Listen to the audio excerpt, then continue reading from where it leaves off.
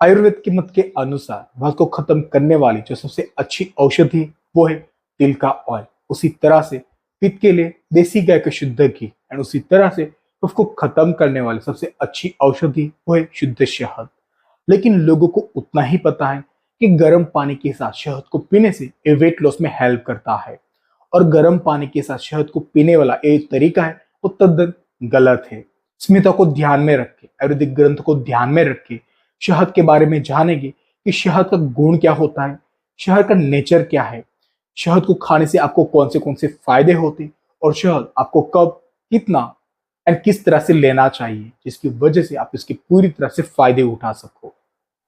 आचार्य श्री सुश्रुत कहते हैं कि मधु तु मधुरम कषायानुरसम वृक्षम शीतम, अर्थात शहद जो मीठा होता है बाद में एक कड़वा लगता है, ये पचने में हल्का एंड शरीर में रूखेपन को बढ़ाने वाला होता है। आयुर्वेद के अंदर शहद को अग्निदीपन बोला गया है। अग्निदीपन मीन्स आपकी पाचन शक्ति को इंप्रूव करता है, आपका जो डाइजेशन पावर है उसको इंप्रूव करने का काम करता है। आपकी जो पेट की अग्नि है वो अगर बहुत ही मंद है, आपको डाइजेशन की प्रॉब्लम है, आपका खाना ठीक से हजम नहीं होता, तो आपके डाइजेशन पावर को इंप्रूव करने का काम करता है। शहद स्वरियम है, मीन्स ये आपकी आवाज को शुद्ध करने का काम करता है। ऐसे लोग जो बहुत ही ज्यादा बोलते हैं, जो टीचर है, जो भाषण देते हैं, जो इवेंट्स वगैरह मैनेज करते हैं, तो लोगों को शहद का सेवन जरूर करना चाहिए। आपकी आवाज को साफ करने का काम करता है। ज्यादा बोलने की वजह से गला बैठ जाना, गले में खराश होना, तो उसको भी खत्म करने का काम करता है। शहद को आयुर्वेद के अंदर वाजीकरण बोला गया है, में से आपकी बॉडी के अंदर वीर्य को बनाने का काम करता है। तो ऐसे लोग जिनकी बॉडी में स्पर्म काउंट बहुत ही कम हो चुका है, तो उनके लिए भी शहद खाना बहुत एक अच्छी औषधि है। आयुर्वेद के अंदर शहद को शीतम बोला गया है। शीतम मीन्स इसका जो नेचर वो ठंडा होता है, उसके ठंडे नेचर की वजह से पित्त को शांत करने का काम करता है। अगर आपकी बॉडी में पित्त बढ़ा हुआ है, पित्त बढ़ने की वजह से अगर आपके फेस के ऊपर पिंपल्स आ रहे, आपकी बॉडी के ऊपर दाने, फोड़ी, फुंसियां आ रही है, इसके अलावा पित्त बढ़ने की वजह से ज्यादा स्वेटिंग होना, पेट में जलन होना, बार बार मुंह में अल्सर होना, सिर का फूटना, आंखों में जलन रहना, ज्यादा पित्त की वजह से पेशाब अटक अटक के आना और साथ ही पेशाब करते टाइम जलन रहना, इन सभी कंडीशन के अंदर आप पित्त को शांत करने के लिए शहद का प्रयोग कर सकते हो। और अगर आपका पित्त इम्बैलेंस है तो पित्त को शांत करने के लिए आप शहद का पानी का भी इंटेक कर सकते हो। शहद जो व्रण शोधन एंड व्रण रोपण है। अगर आपको कोई भी तरह का घाव लग गया तो उस घाव को साफ करने के लिए, उस घाव को भरने के लिए शहद एक बहुत ही अच्छी औषधि है। चाहे वो घाव अंदर का हो या फिर चाहे वो घाव बाहर का हो, तो इन दोनों घाव के अंदर शहद बहुत ही अच्छे से काम करता है। अगर घाव आपका सड़ रहा है और सड़े हुए घाव के अंदर से पस निकल रहा है, तो उस कंडीशन के अंदर भी आपको शहद को लगाना, शहद को खाना बहुत ही अच्छा फायदेमंद माना जाता है। कोई ऐसा घाव है जो भरने का नाम नहीं ले रहा, तो घाव को शहद से साफ करने से भी आपका जो घाव था बहुत ही जल्दी भरना शुरू हो जाता है, क्योंकि शहद के अंदर पाई जाती है एंटीबैक्टीरियल प्रॉपर्टीज जो आपके घाव को भरने में बहुत ही अच्छे से मदद करता है। आयुर्वेद के अंदर शहद को वर्णम बोला गया है, मीन्स ये आपके रंग को साफ करने का काम करता है। इसके अंदर पाए जाने वाले फाइटोकेमिकल्स, एस्कॉर्बिक एसिड एक ऐसे एंटीऑक्सीडेंट है जो आपकी बॉडी के अंदर फ्री रेडिकल डैमेज को कम करने का काम करता है। साथ ही एंटीऑक्सीडेंट आपकी स्किन को साफ करते हैं, आपकी स्किन के ऊपर जो दाग धब्बे उसको खत्म करने का भी काम करते हैं। इवन शहद को खाने से या फिर शहद को अप्लाई करने से, लगाने से आपकी स्किन को बहुत ही ज्यादा स्मूथ बनाने का भी काम करते हैं।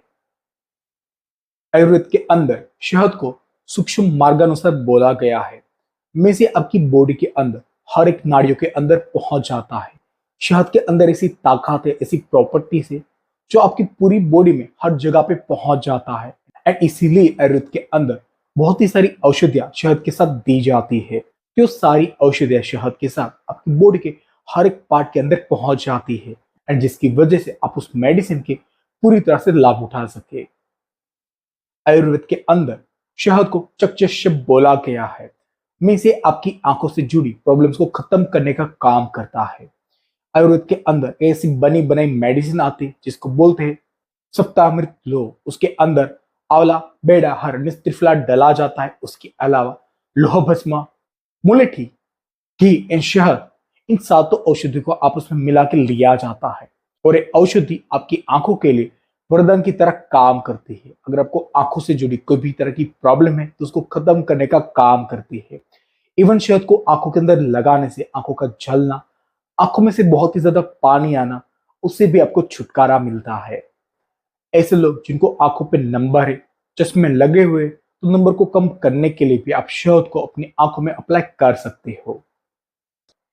शहद को आयुर्वेद के अंदर योगवाही बोला गया है। मीन्स एक औषधियों की ताकत को बढ़ाने का काम करता है।